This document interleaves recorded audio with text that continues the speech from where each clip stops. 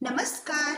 आजादी का अमृत महोत्सव भारत के महान स्वतंत्रता सेनानियों की संक्षिप्त जीवनिया महाराष्ट्र राज्य शिक्षक महामंडल और सातारा जिला हिंदी अध्यापक मंडल के संयुक्त तत्वावधान में चली इस प्रेरक और ज्ञानवर्धक श्रृंखला में मैं सौ उज्ज्वला जनार्दन मोरे विठामाता विद्यालय कराड़ आपका स्वागत करती हूँ।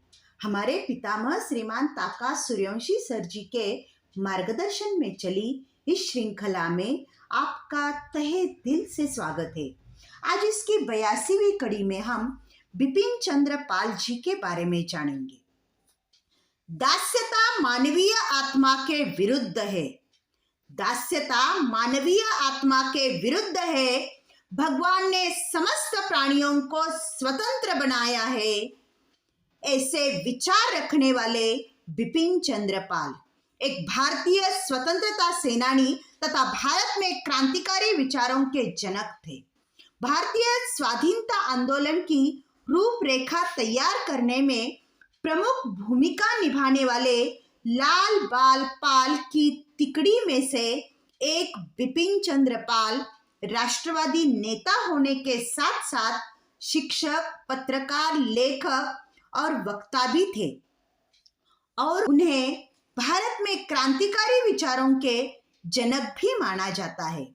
लाला लाजपत राय, बाल गंगाधर तिलक एवं बिपिन चंद्र पाल की इस तिकड़ी ने 1905 में बंगाल विभाजन के विरोध में अंग्रेजी शासन के विरुद्ध आंदोलन किया, जिसे बड़े स्तर पर जनता का समर्थन मिला। गर्म विचारों के लिए प्रसिद्ध इन नेताओं ने अपनी बात तत्कालीन विदेशी शासक तक पहुंचाने के लिए कई ऐसे तरीके अपनाए जो एकदम नए थे। इन तरीकों में ब्रिटेन में तैयार उत्पादकों का बहिष्कार, मैनचेस्टर की मिलों में बने कपड़ों से परहेज, औद्योगिक तथा व्यावसायिक प्रतिष्ठानों में हड़ताल आदि शामिल है। राष्ट्रीय आंदोलन के दौरान जागरूकता पैदा करने में इनकी महत्वपूर्ण भूमिका रही। इनका विश्वास था कि केवल प्रेयर और पिटीशन से स्वराज्य नहीं मिलने वाला। 7 नवंबर 1858 को अविभाजित भारत के हबीबगंज जिले में, अब जो बांग्लादेश में है, एक संपन्न कायस्थ जाति के परिवार में हुआ था। इनके पिता रामचंद्र पाल एक पारसी विद्वान और छोटे जमींदार थे। उन्होंने कोलकाता यूनिवर्सिटी से अपनी पढ़ाई पूरी की। छोटी आयु में ही बिपिन चंद्र जी ने ब्रह्म समाज में शामिल हो गए थे और समाज के अन्य सदस्यों के भांति वे भी सामाजिक बुराइयों और रूढ़िवादी परंपराओं का विरोध करने लगे थे।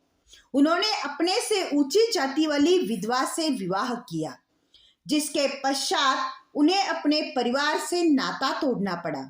बिपिन चंद्र पाल जी अपने विचारों पर अडिग रहे, इसलिए पारिवारिक और सामाजिक दबावों के बावजूद उन्होंने कोई समझौता नहीं किया। केशव चंद्र सेन, शिवनाथ शास्त्री जैसे नेताओं से वे प्रभावित थे। सन 1886 में वे कांग्रेस पार्टी में शामिल हो गए। सन 1887 में कांग्रेस के मद्रास सत्र में उन्होंने अंग्रेजी सरकार द्वारा लागू किए गए शस्त्र अधिनियम तत्काल हटाने की मांग की, क्योंकि यह अधिनियम भेदभावपूर्ण था।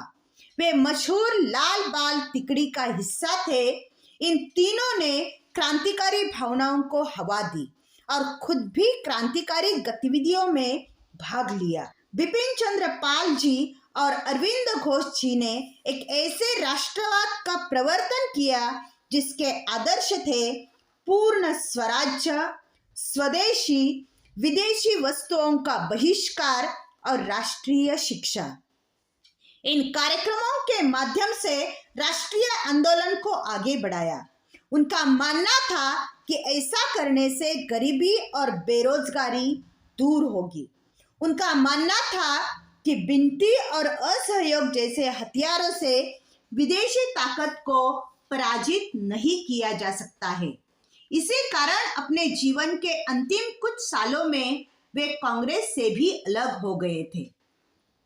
बिपिन चंद्र जी ने क्रांतिकारी पत्रिका वंदे मातरम की स्थापना भी की थी। टिळक जी की गिरफ्तारी और स्वदेशी आंदोलन के बाद अंग्रेजों की दमनकारी नीतियों के बाद वे इंग्लैंड चले गए।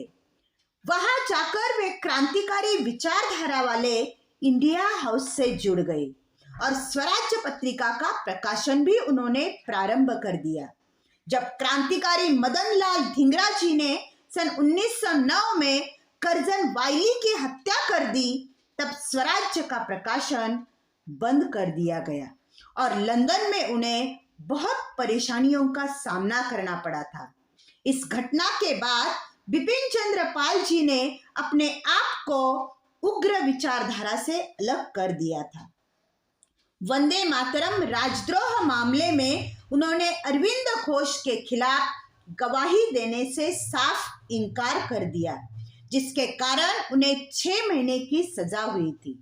1921 में गांधी जी की आलोचना करते हुए उन्होंने कहा था कि आपके विचार तार्किक नहीं बल्कि जादू पर आधारित है। क्रांतिकारी के साथ साथ बिपिन चंद्र जी एक कुशल लेखक और संपादक भी थे। उन्होंने कई रचनाएं भी की और पत्र पत्रिकाओं का संपादन भी किया। उनमें से Indian nationalism, nationality and empire, Swaraj and the present situation, the basis of reform, the soul of India, the new spirit, studies in Hinduism, queen Victoria biography. लेखक और पत्रकार के रूप में बहुत समय तक वे कार्य करते रहे। उन्होंने चलाए हुए समाचार पत्र कुछ इस प्रकार है। परिदर्शक 1880 में, बंगाल पब्लिक ओपिनियन 1882 में, लाहौर ट्रिब्यून 1887 में, द न्यू इंडिया 1892 में, द इंडिपेंडेंट इंडिया 1901 में, वंदे मातरम 1906 से 1907 तक, स्वराज्य 1908 से 1911 तक, द हिंदू रिव्यू 1913, बंगाली 1924 से 1925 तक और द डेमोक्रेटिक 1919 से 1920 तक, ऐसी कई पत्र पत्रिकाएं उन्होंने संपादक के रूप में चलाई थी। 20 मई 1932 को इस महान क्रांतिकारी का कोलकाता में निधन हो गया। वे लगभग 1922 के आसपास राजनीति से अलग हो गए थे और अपनी मृत्यु तक अलग ही रहे। ऐसे महान क्रांतिकारी, महान नेता को हमारे कोटि कोटि प्रणाम। जय हिंद।